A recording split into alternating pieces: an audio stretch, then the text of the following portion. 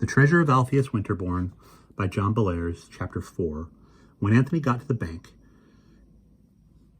he was all out of breath. He stopped on the sidewalk outside and he stood there panting and wondered whom he ought to see about cashing the $10 gold piece.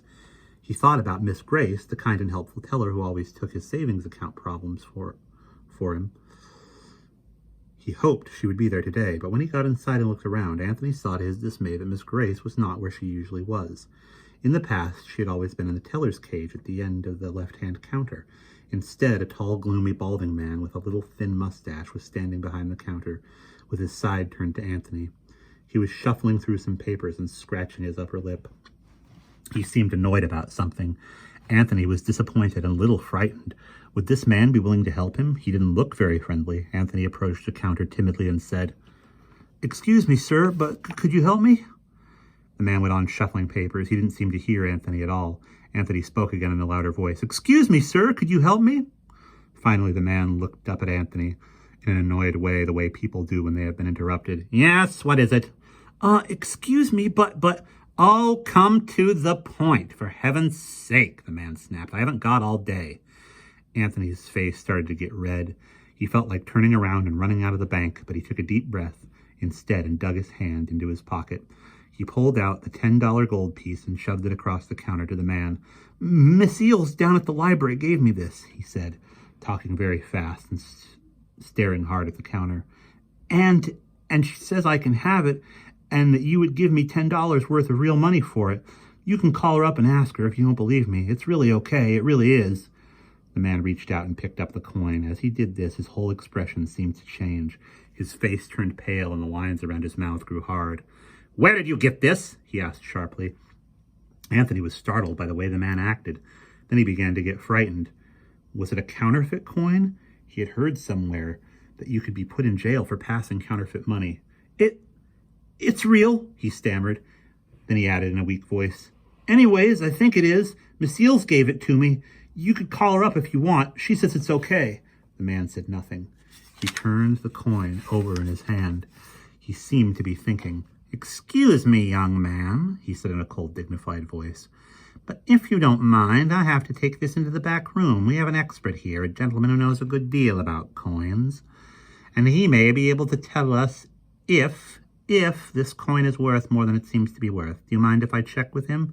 "Gee, no," said Anthony. "Go ahead." His face suddenly brightened at the idea that he might have a rare coin.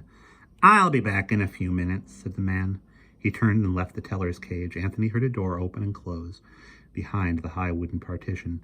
Now all sorts of doubts and fears came flooding into his mind.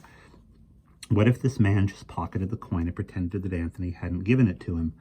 Anthony's mother was always warning him against people's tricks, telling him to count his change and watch out for anybody who offered him something for nothing. It scared Anthony to think that he might be swindled by this dignified, businesslike man. But there was nothing he could do now. The coin was gone. He just had to wait and see. 5 minutes passed. It seemed like hours to Anthony. Finally, the man came back. He smiled coldly at Anthony and shoved a crisp new $10 bill out through the bars of the teller's cage. "Here you are, young man. I'm sorry to have kept you waiting for so long, but I wanted to make absolutely sure that we were giving you a fair shake. Unfortunately, the coin is a rather ordinary one as $10 pieces go. Also, it is rather worn, and that reduces the value of such things. But $10 in United States money is $10 after all. It's legal tender. Here you are. And, as I said before, sorry to have kept you waiting." "Thanks," Anthony mumbled as he took the bill. He didn't know whether to be happy or sad. Had the man cheated him? He couldn't tell. On the other hand, $10 was a lot of money as far as he was concerned. He pulled the bill back and forth between his fingers and listened to it crackle. He was already thinking about the things he would do with this money. He would hide it away in his desk and then spend it, slowly, on movies and ice cream and soda pop and candy. Sighing with satisfaction, he took out his wallet and slid the bill into it. As he was leaving the bank, it occurred to him to wonder again why the man had acted so funny when he handed him the coin. He glanced back toward the teller's cage, but the cage was empty. The man was gone. A couple of days later, Anthony was in the west reading room of the library, trying to raise one of the long, heavy sash windows. The window was swollen with the heat and the damp, and it just wouldn't budge.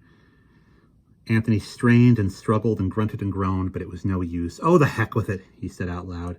He He stepped back, put his hands on his hips, and glared disgustedly at the cranky window. Miss Eels was at the other end of the room, fanning herself with a copy of Better Homes and Gardens. There was no one in the library but Anthony and her. "Give it up, Anthony," she said with a sigh. "That blasted window won't budge until this heat wave breaks. How long has it been this hot? I swear I can't remember when I was cool."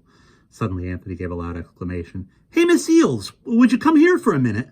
Miss Eels looked startled. "Sure," she said, and she got up and walked to the window where Anthony was standing. "What's the matter?" Anthony pointed at a man who was walking along on the sidewalk in front of the library. "That's the man," he said. "The guy that gave me the hard time about the coin I found." "Oh, him," said Miss Eels. "Don't you know who he is?" Anthony shook his head. "That's Hugo Philpotts. He's sort of a bigwig in this town. He's not as big a wig as he'd like to be. You say he was standing behind the counter at the bank?" "Yeah, he was where Miss Grace always is." Huh, well, I must say that's odd. You see, he's not a clerk at that bank. He's vice president. Vice presidents don't usually stand behind the counters and change money. They sit in big offices with secretaries and phones and stock tickers and everything. I wonder what he was doing behind the counter." "Maybe he was checking up on somebody," Anthony said. "Maybe he thought one of the clerks was stealing money, so he wanted to find out for sure and catch the guy red-handed." Miss Eels looked amused. "Maybe so," she said. "It certainly would be like him. He's a crafty, cold, sneaky old so-and-so, and he's always suspecting somebody of trying to do him out of a nickel. I hate to speak so harshly of one of the pillars of our community, but I'm afraid it's the truth.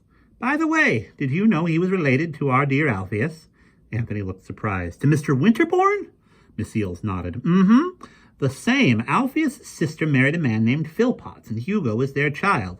Of course, child is not the word. Hugo is nearly 50 now, but Alpheus Winterborn was his uncle, and in a funny way, Hugo has been living in his uncle's shadow for most of his adult life." "I don't get what you mean." "I mean just this. Alpheus Winterborn died in 1929 when Hugo was 20. He left most of his money to his son, Alpheus Jr., the one who is now president of the Winterborn Silverware Company. He hardly left anything at all to his sister's family. He and his sister were on the outs at the time he died. But I forget why. At any rate, Hugo has always felt that he ought to have gotten more money from his uncle. He's felt cheated for a long time now, and I really think he believes that if old Alpheus had done what he ought to have done, he, Hugo, would be a millionaire now." "It sure would be nice to have $1 million, said Anthony dreamily. "Maybe, but as my late father used to say, if a bullfrog had wings, he wouldn't bump his rear end on the ground." Anthony laughed. "Oh, by the way," Miss Eels said, "I hope you noticed what a nice job I did with that little wooden moon. It's all back in place again. No one would ever know that it had been knocked down." Anthony peered toward the fireplace. "Gee, it looks great, Miss Eels. How did you get it back on?" "Oh, it wasn't much of a problem. I just glued the two halves together. There's a little plug in the bottom of the moon, and it fits into a hole in the cornice.